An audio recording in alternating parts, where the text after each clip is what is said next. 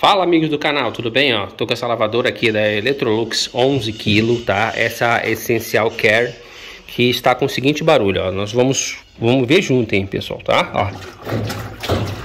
Ó.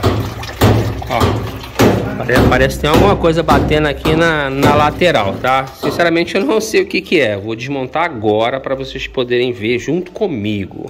Tá? Só um minutinho. Então, gente, ó, vamos descobrir o que é isso aí, ó. Tô abaixando aqui junto com vocês para ver o que aconteceu com ela.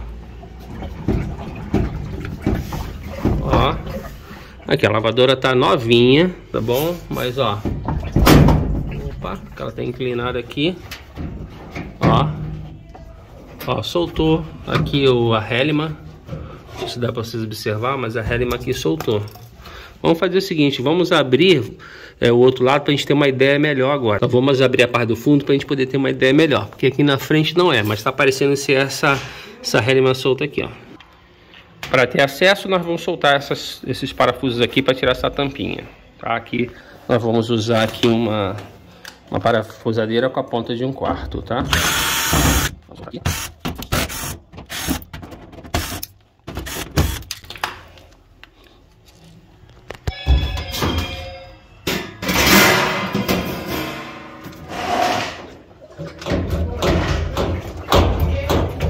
Aí, gente, ó, tá vendo? É a própria mangueira, ó. A própria mangueira que tá fazendo isso, ó. Olha aqui a mangueira, a própria mangueira que tá fazendo isso, tá? Então, só para vocês acompanharem com a gente. Talvez foi uma coisa simples, né?